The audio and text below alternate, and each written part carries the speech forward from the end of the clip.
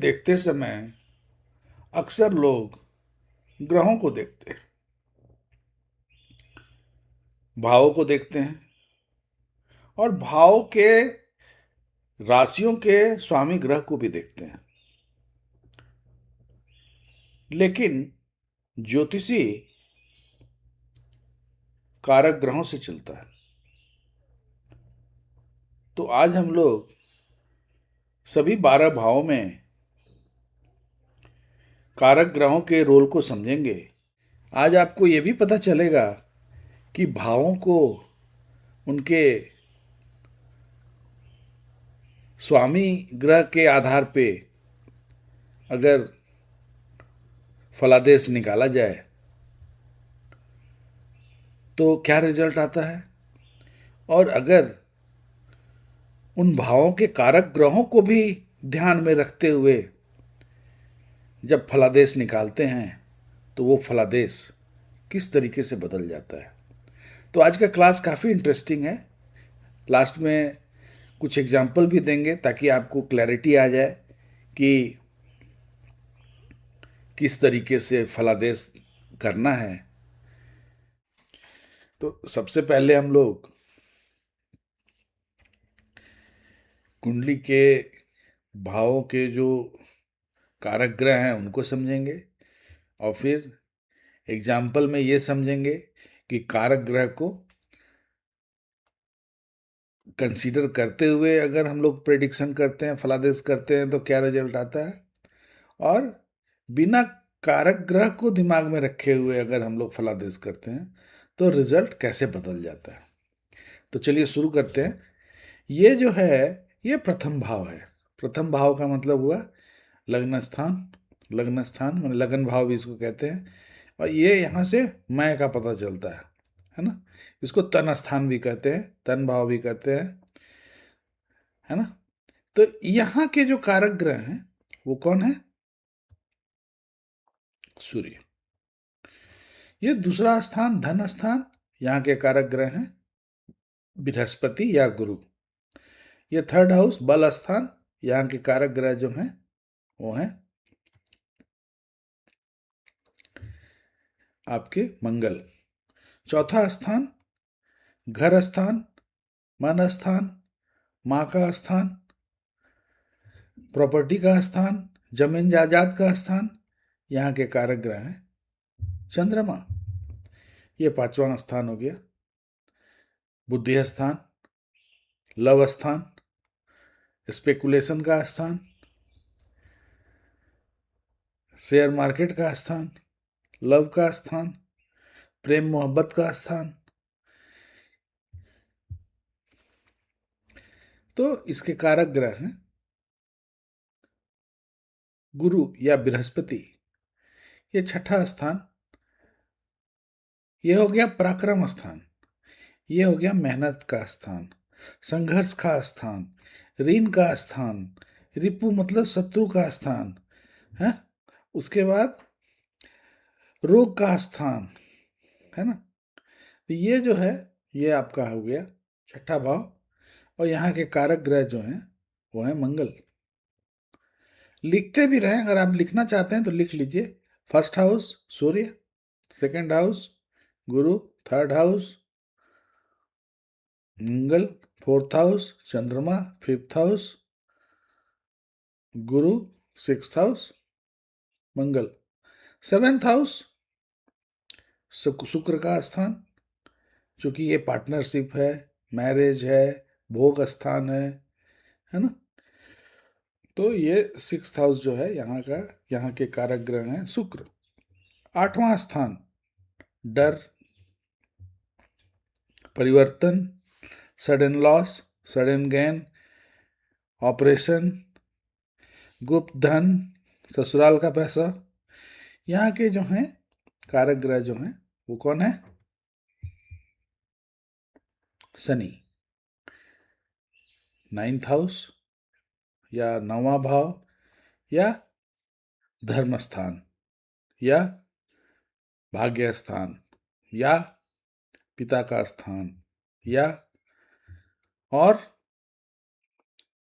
पोते का स्थान, या नहीं, या जो बोल रहा हूँ मैं गलत, मैंने और है, सब ये और है, यहाँ या नहीं है ना। इन सबों का स्थान एक ही है, जो कि 9th हाउस है। मतलब अगर आपके पास कोई क्वेश्चन आ रहा है पिता से, तो कहाँ जाना है? 9th हाउस में जाना है। अगर माता से क्वेश्चन आ रहा है, 4th हाउस में जाना है। बच्चे से रिलेटेड क्वेश्चन आ रहा है, तो 5th हाउस में जाना है। तो आपको अगर मान लीजिए कि आप एक बहुत बड़ा सा, आप मान लीजिए कि घर में आपको बोल दे, आप किसी आदमी के घर में 12 रूम है, उसको बोल दिया कि भाई ये वाला चाबी लेके आओ, ठीक, तो क्या होगा?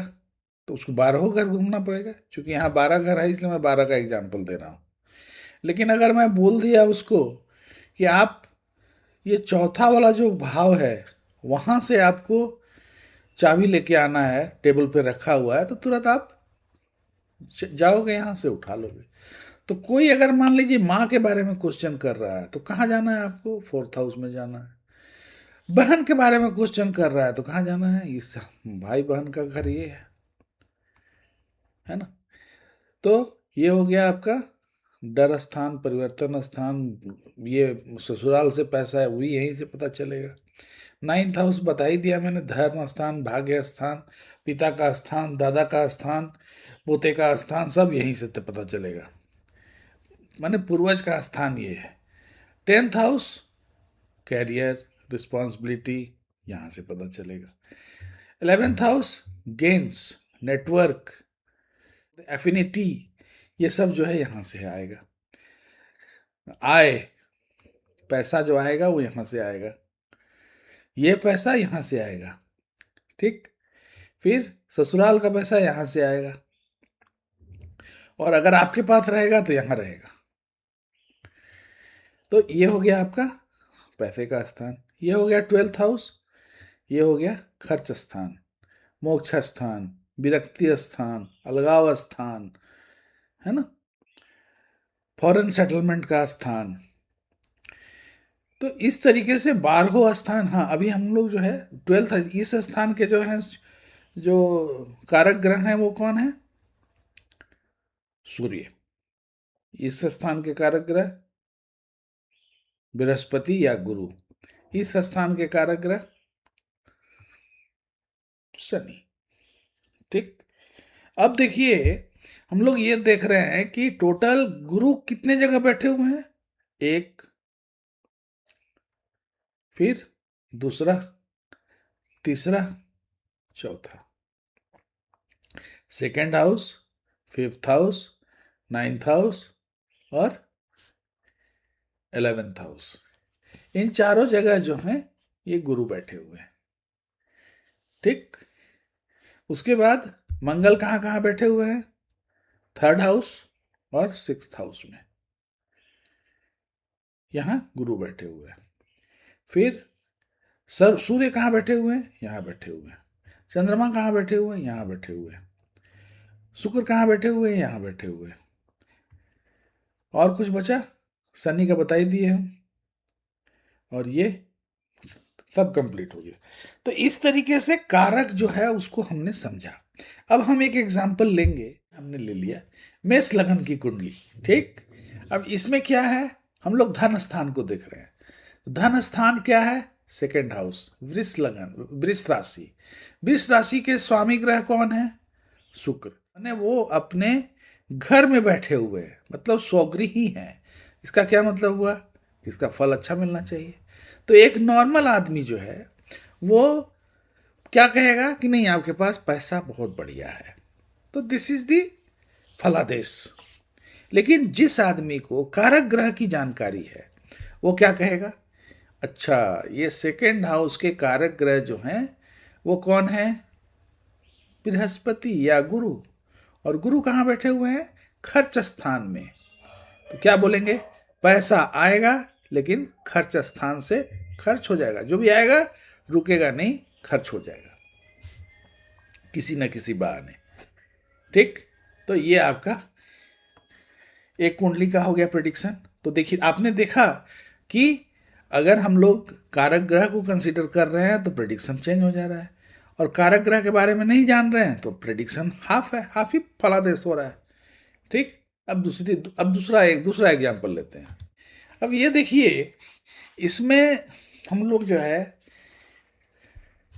इसका जो 7th हाउस है, जिसमें कि जिसके कि कारक ग्रह जो हैं वो कौन है, शुक्र है।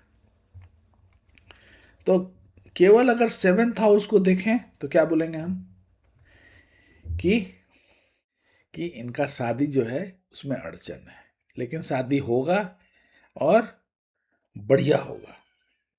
क्यों? क्योंकि जो शादी घर के कारक हैं, शादी वाले भाव के जो कारक हैं शुक्र, वो अपने घर में बैठे हुए हैं। अब अगर मान लीजिए इसको हम लोग ऐसे कर दें तो क्या वो होगा, इसको हम लोग कहेंगे क्या, शादी होगा, लेट होगा, है ना, लेकिन शादी सफल नहीं है। शादी हो जाएगा लेकिन सफल नहीं है, क्योंकि शादी के कारक बैठे हुए हैं संघर्ष स्थान में, थ्रू आउट संघर्ष रहेगा। ठीक। और अगर यहां आ जाए तब क्या होगा, शादी लेट होगा लेकिन बहुत बढ़िया शादी होगा। तो क्यों? तो जैसे ही हम लोग कारक ग्रह को दिमाग में रखते हैं, फलादेश बदल जा रहा है। एक और एग्जाम्पल लेते हैं। इस कुंडली में हम लोग देख रहे हैं कि अगर ऐसे देखा जाए तो हम क्या बोलेंगे कि जो आपका कैरियर का जो हाउस है वो 10th हाउस है, और 10th हाउस के जो स्वामी हैं वो कौन है, चंद्रमा। चंद्रमा अपने घर में बैठे हुए हैं, चूंकि ये कर्क लगन है, कर्क लगन का स्वामी ग्रह होता है चंद्रमा, तो ये अपने घर में बैठे हुए हैं, तो ये बहुत अच्छा पोजीशन है। लेकिन जो इसके कारक ग्रह हैं वो कहाँ हैं, वो अलगाव पोजीशन में, मतलब विरक्ति के स्थान में बैठे हुए हैं। क्या मतलब हुआ कि इनका जॉब में मन ही नहीं लगेगा, इनके लिए जॉब बना ही नहीं है। क्यों? क्योंकि विरक्ति स्थान में जो है सूर्य जाके बैठ गया। आप देख रहे हैं कि अगर हम लोग कारक ग्रह को कंसीडर कर रहे हैं तो सिचुएशन टोटली बदल जा रहा है, और ऐसे अगर हम लोग ले रहे हैं तो सिचुएशन कुछ और है। तो कारक ग्रह को इसलिए देखना बहुत जरूरी है, और कारक ग्रह को अगर हम लोग कंसीडर करते हैं तो फलादेश करना भी आसान है और क्लैरिटी भी आता है। तो आपने देखा कि किस तरीके से जो फलादेश है वो कारक ग्रह को अगर हम लोग कंसीडर करते हैं तो जो फलादेश है वो टोटली चेंज हो जा रहा है। और सिंपली अगर केवल भाव को देखते हैं, भाव के राशि को देखते हैं, उनके स्वामी ग्रह को देखते हैं, तो सिचुएशन कुछ और रहता है। तो हमने कोशिश की कि आपको प्रॉपर समझ दिया जाए कि किस तरीके से प्रिडिक्शन करना है। तो आगे हम लोग जो है एक से एक कुंडली निकालेंगे, उसमें किस तरीके से प्रिडिक्शन करना है उसको समझेंगे। तो अगर आपको ये लेक्चर पसंद आया तो कृपया इस लेक्चर को लाइक करें और कमेंट डालें आपको और कौन सा, किस टॉपिक पे आपको आपका कंसेप्ट क्लियर नहीं है जिस पे कि हम वीडियो बनाएं और आपके कंसेप्ट को क्लियर करें। तो आज के लिए बस इतना ही। अगर आपको हमारा लेक्चर पसंद आ रहा है तो कृपया चैनल को सब्सक्राइब करें, ताकि जैसे ही वीडियो मैं अपलोड करूं आपके पास जो है उसका नोटिफिकेशन चला जाए। आज के लिए बस इतना ही। धन्यवाद। सब्बा खैर। जय हिंद, जय भारत।